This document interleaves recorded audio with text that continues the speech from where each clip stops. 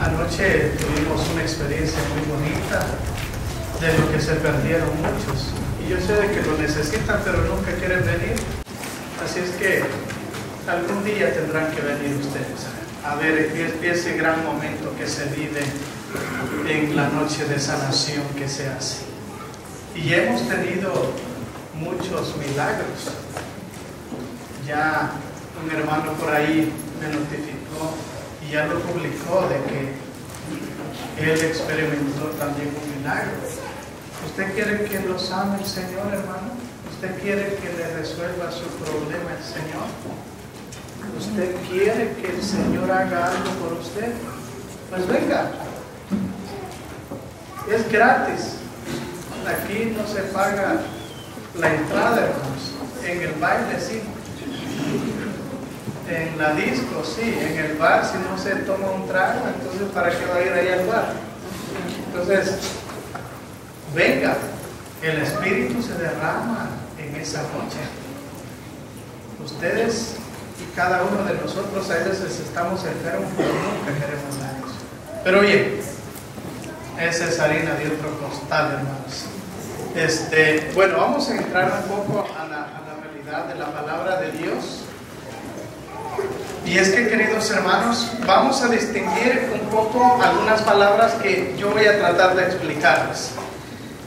Y que son sencillas, pero que realmente hay veces ustedes las han oído o no las han oído. Pero en la revelación que se hace posible en la historia de la salvación, hay una revelación que se hace durante las manifestaciones de Dios en el pueblo de Israel en específico. Y como por ejemplo, después del pecado original, Dios ya no se reveló de una manera más constante, sino que se fue dando a conocer lo que es su revelación fue poco a poco. Entonces Dios se fue manifestando de una manera diferente, como hemos escuchado la palabra de Dios con Abraham, que Abraham Dios le llamó y le dijo que dejara su tierra y que él tenía un proyecto para él, y se le reveló en el sentido de que le habló. Dios se manifestaba de una manera en esos tiempos de Abraham, de Noé, como por ejemplo la revelación de Noé. ¿Cuál es la revelación que Dios le hizo a Noé? ¿Cuál es, hermanos? El arco iris, aquel, ¿verdad? ¿Se recuerdan el arco iris? La alianza que hizo con Noé, de que ya no iba a haber otro diluvio, y por eso hizo lo que es la realidad del arco iris, como una forma de revelación. Es por eso de que la manifestación de Dios en esos tiempos se concebía de una manera específica por medio del rayo, por medio de la tormenta, por medio de las realidades sobrenaturales, digamos así, o naturales, y que daban a entender el poderío de Dios. Y eso me recuerda, como por ejemplo, cuando mi mamá me decía, cuando estaba pequeño me decía, porque tronaba, ¿no? O sea, cuando iba a llover, ustedes oyen los truenos que se oyen, ¿no? Y me decía, ¿oí? Papachú se está hablando. O sea, Dios está hablando, me decía. Y yo decía, bueno, es que... Y ya me imaginaba, decía yo, si a San Pedro le dieron las llaves del cielo, entonces cuando llueve solo abre las llaves, ¿verdad? Para que caiga el agua. Entonces, decía yo... era un santo temor que nuestros padres nos transmitían con respecto a las revelaciones que se daban a entender, por ejemplo, por medio de las cosas naturales, como es el rayo, como es la tormenta, como esas cosas que realmente el hombre no puede controlar y que a veces trata de predecir, pero se vuelven mentirólogos y todo lo demás. Ustedes saben cómo es eso, ¿verdad? Que dicen una cosa y sale otra. Entonces... la revelación de Dios se iba dando a conocer de esa manera en tiempos de Abraham y de Noé, en tiempos de nuestros padres. La manifestación se iba dando de una forma recíproca, o sea, no constante, pero sí se daba a conocer en unas maneras específicas Y es por eso que la revelación de Dios se fue dando de una manera en la cual el mismo pueblo comenzó a reconocer de un Dios que todo lo puede, un Dios. Porque en Israel también habían en sus alrededores, en las mismas civilizaciones que habían muchas civilizaciones que tenían su propia religión. Y la religión que tenían estas civilizaciones, estos pueblos vecinos al pueblo de Israel, eran religiones que tenían lo que le llaman una religión politeísta. Israel tenía una religión monoteísta. ¿Qué quiere decir politeísta y qué quiere decir monoteísta? Politeísta quiere decir varios, o sea, muchos dioses. Digamos, Egipto tenía muchos dioses, tenía el gato, tenía el perro, tenía Dios. Sí, hermanos, eran dioses, creo yo, no me recuerdo, pero creo que sí. Pero tenían sus dioses. Entonces, incluso el mismo faraón era un dios para ellos. Y el poder acercarse al faraón no se le podía ni ver, porque si se le veía era reo de muerte, digamos, de una manera más específica. Entonces el politeísmo se vivía en este caso en el pueblo, en las civilizaciones, pero en el pueblo de Israel se daba a conocer más que todo el monoteísmo, solo uno. O sea, mono quiere decir uno. Entonces, ¿qué es lo que pasa? Israel profesaba una fe que de una u otra forma era en específico una fe de un solo Dios todopoderoso. Era un solo Dios. Las mismas civilizaciones tenían el Dios del trueno, el Dios de la lluvia, el Dios de la tierra, el Dios de la diosa de la belleza, la diosa de no sé qué, y ese era el politeísmo, la religión politeísta que tenían las civilizaciones. Pero Israel solo tenía un solo Dios, y Él se revelaba de una manera específica. Se revelaba en la misma realidad, pero en una sola realidad. Adoraban solamente a un solo Dios. Y ese Dios es el que se le apareció en una voz al mismo Abraham y le dijo: tengo un proyecto para ti, deja tu tierra. Y por fe Abraham, porque alguien le habló al oído, porque alguien se le manifestó por medio de una voz en el silencio del lugar a donde estaba, ahí es donde le llamó. Ahora bien, ¿qué es lo que doy a entender con esto? Tenemos un Dios, en la historia de Israel viene este Dios que es un solo Dios para nosotros y que es el que profesamos, ¿no? Él se manifiesta con todo su poder, con toda su gloria, y se da a conocer de varias maneras, pero también utiliza personas para poder hacer posible el proyecto, porque Dios necesita de que alguien lleve a cabo la historia de la salvación, y es por eso que comienza primero con Adán y Eva, después con Noé, después con Abraham, y así sucesivamente. Pero a cada uno de ellos se les manifestó de una manera específica, pero también común. Y es que, por ejemplo, lo que es a Moisés se le apareció en una zarza ardiente en la montaña.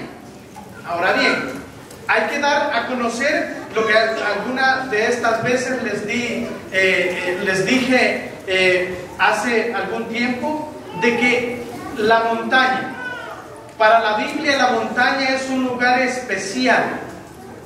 ¿Qué es lo que hay en la montaña, hermanos? No, dejemos a un lado a Dios. ¿Qué es lo que sienten ustedes en la montaña? Cuando suben a una montaña, ¿qué es lo que hay, hermanos? Hay una brisa fresca, ¿verdad? ¿Qué más podríamos hablar, hermanos? Hay un silencio que sirva, ¿verdad? ¿Qué más podríamos encontrar en la montaña? Podemos encontrar paz también, y si es posible nos podemos dormir en la montaña y podemos sentir un descanso profundo, ¿no? Podemos encontrar la vegetación que se puede haber en la montaña. Además, en la montaña tenemos la vista. En la montaña también tenemos una vista hermosa de donde se puede ver, en este caso, todo desde arriba se ve diferente. Todo desde arriba se ve tan hermoso. Todo desde arriba podemos ver cómo en realidad Dios se manifiesta, cómo ha hecho todo, cómo ha hecho esas montañas, cómo ha hecho esos lugares tan hermosos que uno dice, qué impresionante, ¿no? Qué impresionante cómo Dios ha hecho de sus manos tan perfectas todas las cosas y que desde la montaña podemos verlo todo. Ahora bien, para la Biblia, la montaña es un lugar especial porque es el lugar de las revelaciones. Es el lugar a donde se le reveló a Moisés y es donde Moisés recibió las tablas de la ley. Es donde hablaba Dios con Moisés. En la montaña también se encontró con Abraham. En la montaña también se encontró con Elías. O sea, la montaña es el lugar privilegiado de las manifestaciones. Es el lugar a donde yo puedo hablar con Dios. Es el lugar a donde realmente yo puedo sentir la paz interior en mi corazón y puedo sentir, en este caso, una experiencia inolvidable. Ahora bien, yo me recuerdo, por ejemplo, en este tiempo siempre en mi país, el obispo siempre proclamaba de que íbamos a hacer como la que estamos promoviendo, la caminata penitencial juvenil. Él promovía lo que es la caminata penitencial juvenil, en la cual subíamos a un cerro que se le llama el Chinchontepec. Y se le llama el Chinchontepec porque es un cerro que tiene dos pechos, ¿ya? Dos chiches, o como ustedes le puedan llamar. Entonces a una de esas montañas subíamos y el obispo, por eso antes él subía con nosotros, a pesar de que era un poquito así gordito, hermanos, pero él subía, se preparaba unos meses para subir a la montaña y allá hacíamos actividades.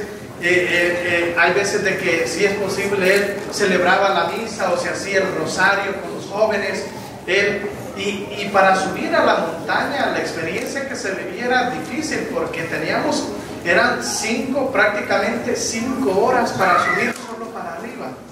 Era tan difícil, hermanos, que para poder uno aprovechar de que realmente no se ahogara y cayera exhausto, o en este caso se muriera de ausencia en el sentido de la caminata, es de que madrugábamos para poder subir a la montaña. Y cuando uno madruga, Dios le ayuda, ¿verdad? En este caso. Entonces nos abundaba más. Entonces subíamos y cuando llegamos éramos siempre los primeros que llegábamos y nosotros dejábamos al resto allá y ya nos acomodábamos, comíamos bien y después ya dormíamos ahí si es posible un buen rato mientras llegaban todos. De repente a las horas iban llegando los primeros y así. O sea, era una experiencia inolvidable. El obispo ya llegaba de último, hermanos, porque como él, con una gran vara de este tamaño, ahí lento, ¿verdad? Lento iba caminando. Y una de las claves para poder subir a la montaña no solamente era madrugar, era de que no se tomara mucha agua y no se comiera mucho. Porque si se come y se toma mucha agua, entonces el cuerpo comienza a acomodarse y el cuerpo comienza a tener una complicación para poder hacer un buen paso. Y por eso es de que el sentido era, para nosotros el poder madrugar, el sentido era ayunar. Ayunar, ¿por qué razón? Porque allá arriba nos dábamos una hartada, hermanos, de este tamaño, porque llevábamos unos panes de barra con sándwiches ahí, todo, llenos, una bolsa así, y no nos ajustaba, hermanos.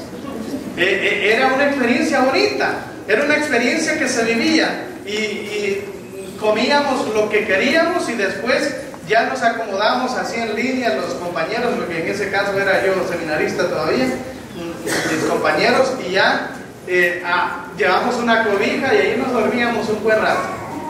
Miren qué hermoso, ¿no? Entrar a esa experiencia de la montaña después de que llegábamos casi arrastrados, llegábamos casi exhaustos de la caminata, pero valía la pena el subir. O sea, hermanos, el subir en la experiencia de la montaña no es el problema, el bajar es el problema.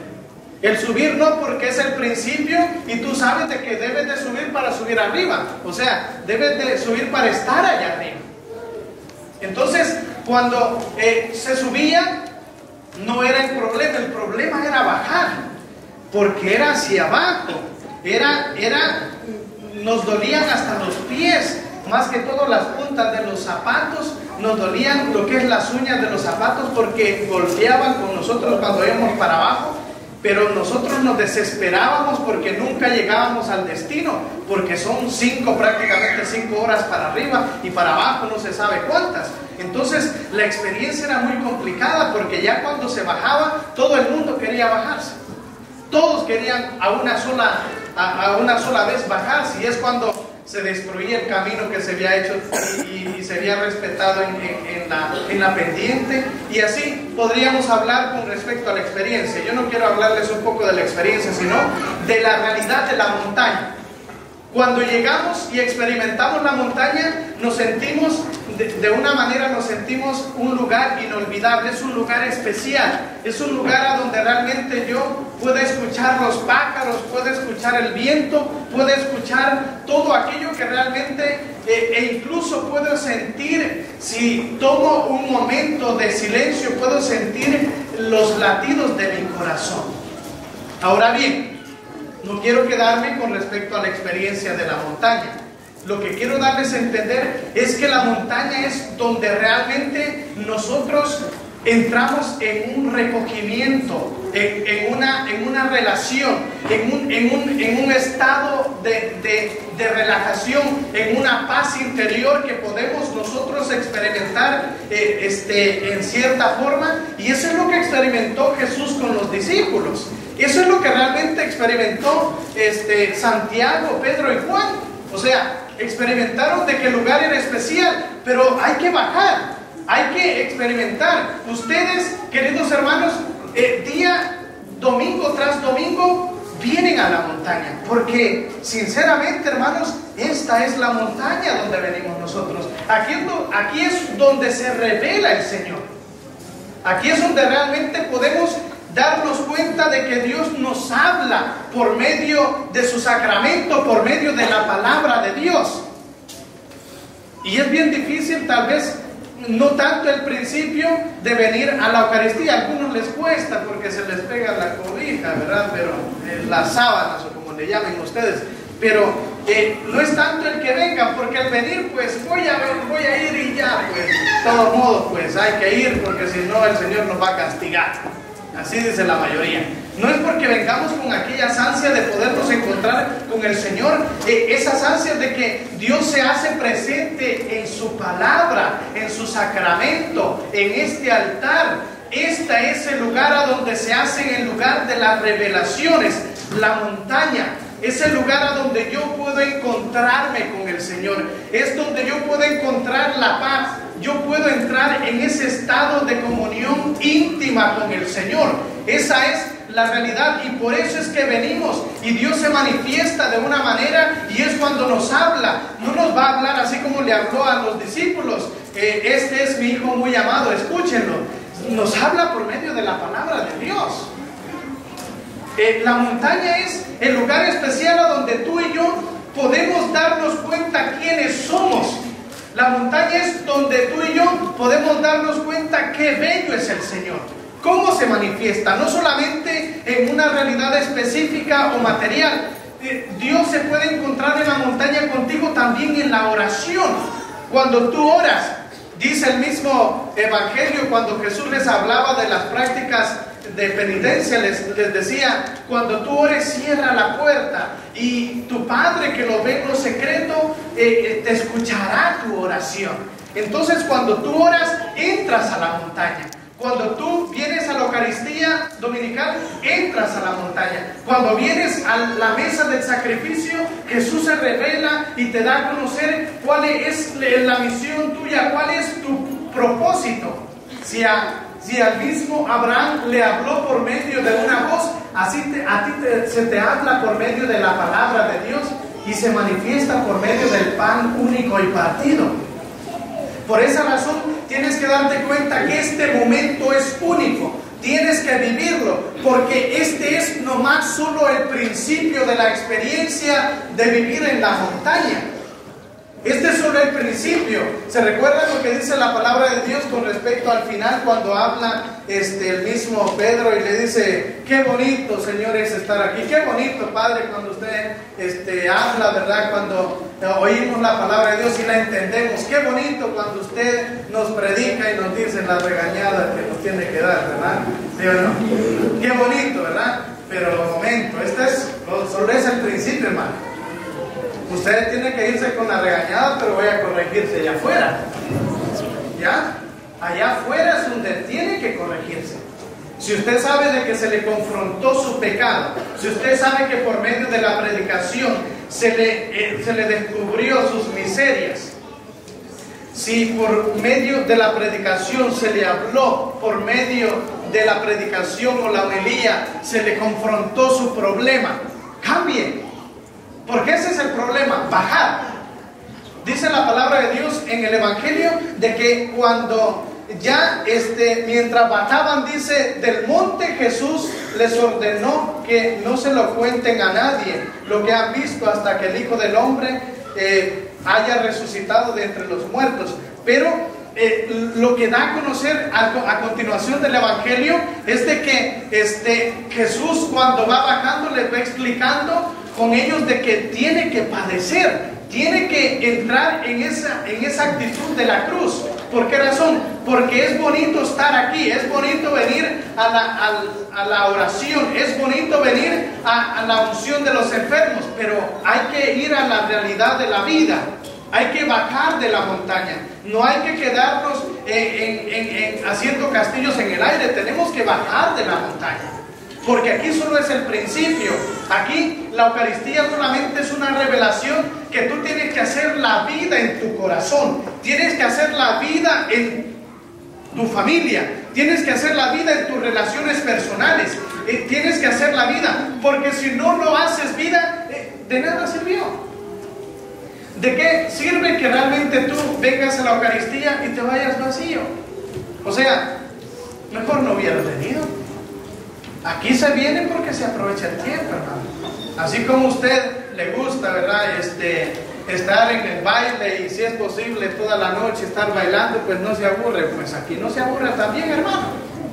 Porque aquí también es otra realidad que es más edificante que un baile, porque ya tiene que estar moviendo el bote, ¿verdad?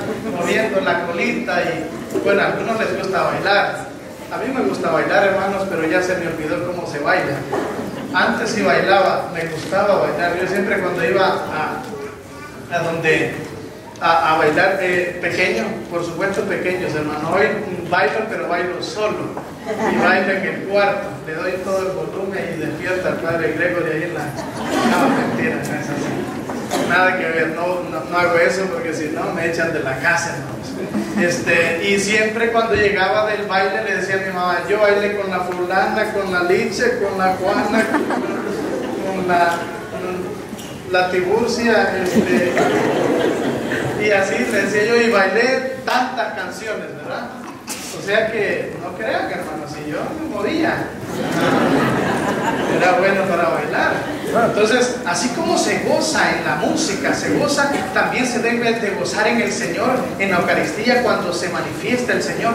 No pueden ustedes, no pueden, hay veces que me da, bueno, salvo los hermanos que de una u otra manera, hay veces tienen sus hijos pequeños, pero a algunos les da ganas de ir a orinar todo el tiempo.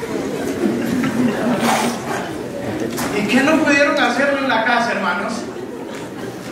Que de cada ratito tienen que salir y ahí están incomodando a la gente. No, aprovecha este tiempo, es único, es inolvidable, no lo desperdicie. Es un encuentro con el tú y con el yo, es un encuentro entre Dios y usted. Dios se manifiesta, no pierda ni un solo minuto. Imagínense si yo hago eso, hermanos, ¿cómo me puede ir? Digo, hermanos, permítanme, ahí continúo, voy a ir al baño ahorita.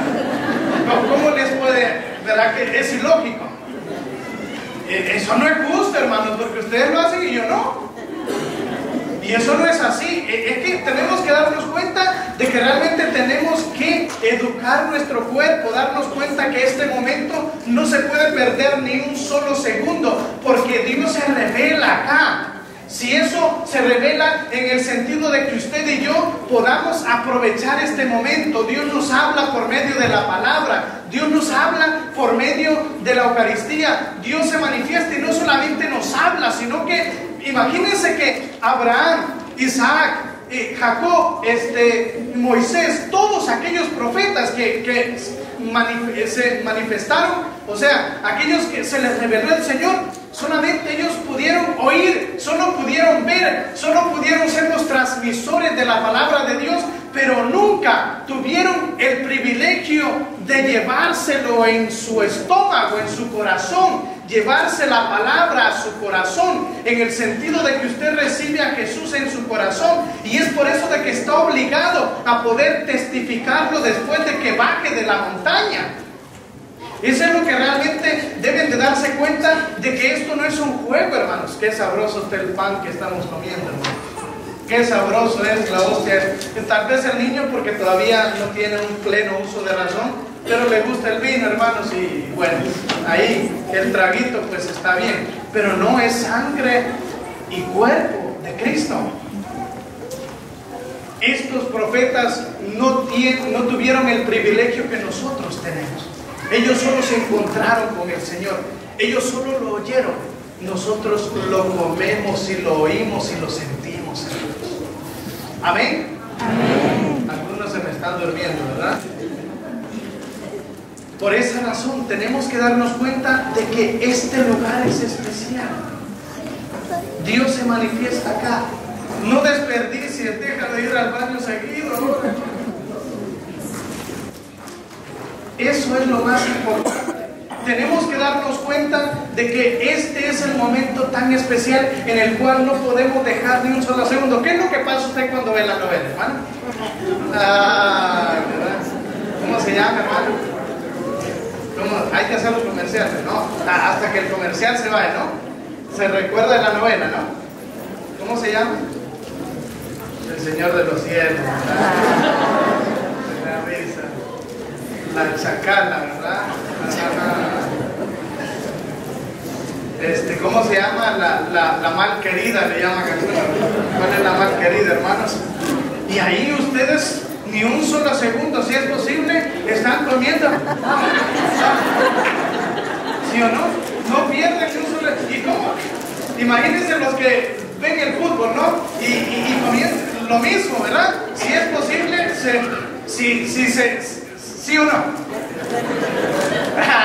Ya se dieron cuenta a qué me refiero, ¿no? Si es posible, se aguanta por ir al baño porque quieren ver si hay igual. ¿O no? ¿Se equivoca, hermanos? No, ¿verdad? Espero que no se hayan hecho algún día, hermanos. Porque aquí sí se dan el lujo de salir, ¿verdad? Y en el partido no. Y en la novela no, en la película no, en el cine no. No, hermanos, hay que ubicar y hay que darle valor a esta realidad, que esto es lo que nos edifica, esto es lo que nos arregla nuestras vidas y nos ayuda a ser más humanos, a ser más cristianos, a ser más edificadores de un mundo nuevo. Es bien difícil y por eso hay veces que digo yo, ay, va de nuevo, ¿verdad? Porque en realidad nosotros, lo que es a las cosas del mundo, sí nos sacrificamos, pero yo les digo, vengan al Via Crucis. Unos cuantos pelones me vienen al Via Crucis porque no se quieren quemar, no quieren frizar la colita. Hermano, haga sacrificio por sus pecados, venga. Mire, ahí estamos temblando, pero lo hacemos por mis pecados. Usted no quiere purificarse, venga. Como que cuando esté en el trabajo le dice el jefe, vaya allá 5 o 6 horas a estar trabajando afuera. Ahí tiene que estar, ¿sí o no? Pero cuando se trata de la fe, nosotros no la valorizamos. Cuando se trata de encontrarnos con el Señor en la montaña, nosotros lo mismo nos da. porque no valoramos ni apreciamos el tiempo de Dios. Y el tiempo de Dios es tan sagrado. Por esa razón tenemos que ser conscientes de que realmente no podemos perdernos ni un solo segundo de estar en encuentro con el Señor. Y principalmente cuando se trata de oír la palabra de Dios, cuando se trata de estar en el momento de la Eucaristía, es porque Dios se manifiesta, y se manifiesta de una manera silenciosa, pero también de una manera visible para nosotros. Por eso, queridos hermanos, pidámosle hoy al Señor de que realmente ya no valoremos la novela, el partido o lo que sea, ¿no? Valoremos la Eucaristía, que ese sea nuestro primer compromiso hoy en esta Cuaresma, de que ahora sí ya vamos a pedirle al Señor que me dé la fortaleza de estarme más receptivo ante la manifestación que se hace presente en la Eucaristía, que yo pueda aprovechar el tiempo, que yo pueda hacer algo por mi vida, que yo pueda sacrificarme y decir, ahora voy a tratar la manera de vivir toda la Eucaristía y no voy a estar pensando. Queridos hermanos, hay un problema con nosotros cuando estamos en la Eucaristía. Yo les estoy hablando aquí, pero ustedes están en otro lado, ¿sí o no? El cuerpo está aquí, pero su mente está allá. No sé si, y comienza a decir, no sé si traje le eché llave a la puerta del carro, ¿no? La casa quedó abierta o no. No sé si apagué la cocina. Y yo hablando aquí y usted allá, ¿sí o no? O sea que su cuerpo está aquí, pero su mente está en otro lado. No, concéntrese. Venga, diga, Señor, hoy quiero que me ilumines, hoy quiero de que realmente pueda aprovechar tu palabra, que pueda escuchar lo que me dices en la palabra de Dios, en la predicación, lo que hay en la Eucaristía, que sea para mí provecho propio, que yo pueda sentirme transformado. Qué bonito, hermanos, anoche cuando estábamos celebrando el sacramento de la unción y que dimos lo que es la predicación. Me gustó como alguna gente venían todas tristes y ya cuando salieron iban alegres, contentas, no importando la hora que habíamos terminado, porque este es un momento especial. Iban felices, iban contentos, y otros iban alabando al Señor, iban no importando la distancia. Ellos venían y quieren ser sanados y quieren ser purificados por el Señor. Ellos así quieren, así ustedes tienen que ir a testificar al Señor, salir de la Eucaristía alegres, contentos, y saber de que nos espera una gran cruz, nos espera una gran pasión, nos espera un vía crucis de la vida, una situación en la cual tenemos que resolver, pero que vamos con la fuerza de Dios, porque hemos aprovechado el tiempo en este encuentro del Señor, que se ha transfigurado en cuerpo, alma y divinidad. Amén. Amén. En el nombre del Padre, del Hijo y del Espíritu Santo. Amén.